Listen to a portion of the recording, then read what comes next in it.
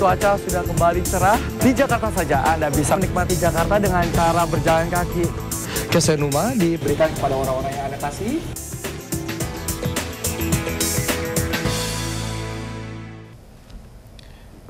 Pemirsa, Indonesia negara yang alamnya sangat kaya, namun nyatanya sebagian rakyat kita masih hidup menderita. Bahkan untuk makan sehari-hari mereka mengandalkan kerak sisa nasi dan menanti pemberian dari tetangga. Pemirsa, memperingati Hari Pemberantasan Kemiskinan Sedunia, rekan saya ini Michael Chandra akan mengajak Anda melihat ironi kehidupan masyarakat miskin yang terabaikan di tengah kasus korupsi yang merajalela. Ya. Dan selama sang penguasa tidak bisa lepas dari korupsi, persoalan kemiskinan akan semakin jauh dari solusi. Dan berikut Kacamata Michael.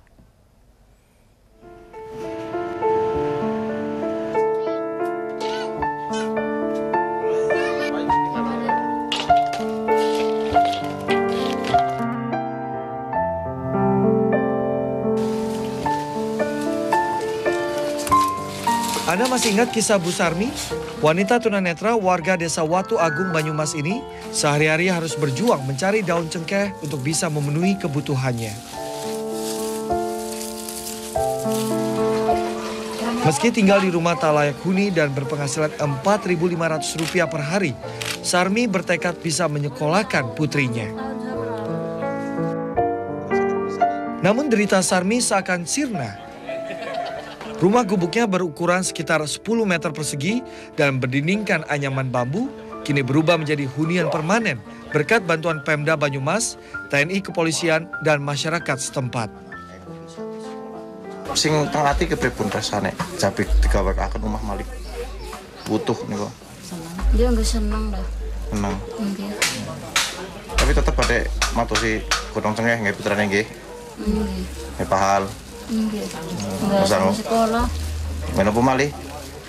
Dia nggak sama sekolah, nggak tuku napa-napa. Kebahagiaan Bu Sarmi ini tak dirasakan Endang, warga Pasir Jambu, Kabupaten Bandung, Jawa Barat. Mereka terpaksa hidup bertahun-tahun di rumah tak layak huni dekat dengan kandang ayam. Keluarga ini menggantungkan hidup sepenuhnya dari pekerjaan Eni, istri Endang. Berbekal Rp20.000 per hari, keluarga Endang mencoba bertahan hidup. Kisah Endang hanyalah satu dari sejumlah potret kemiskinan lain yang ada di berbagai daerah di tanah air. Di NTB misalnya, sebuah keluarga berjuang demi bisa memenuhi kebutuhan sehari-hari. Bahkan saat tak ada penghasilan, mereka hanya mengandalkan kerak sisa nasi dan pemberian tetangga untuk bisa bertahan hidup.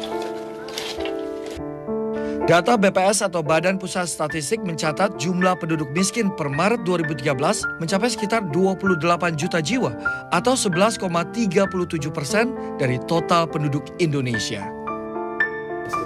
Ya, yang jadi masalah bukan soal miskin kan, ini kan dimiskinkan. Saya teringat pernah sekali itu cuman Presiden Susilo Bambang Yudhoyono mengajak Prof. Nila, urusan beliau untuk MDGs, dan saya sama-sama Ibu Ani kita terbang ke Pontianak lebih 1,5 tahun yang lalu. Waktu lagi nunggu orang datang ke pesawat untuk menerima beliau, menjemput beliau, beliau tunjukkan pada saya, lihat Pak Dilon, begitu hijau. Saya bilang, ya Bapak Presiden, tidak ada alasan kenapa seorang pun warga negara Indonesia harus miskin. Jadi nggak ada alasan, betulnya. Alasannya hanya tidak kekurang berpihakan. Yang hilang dari kita, kebersamaan dan kesetaraan. Sudah ada kelompok-kelompok dalam masyarakat ini yang merasa lebih dari yang lain.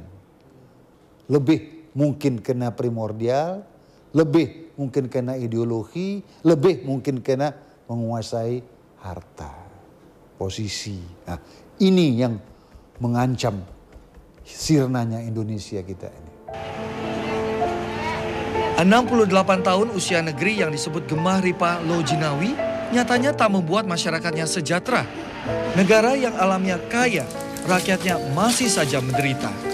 Selama sang penguasa tak bisa lepas dari korupsi, persoalan kemiskinan akan semakin jauh dari solusi.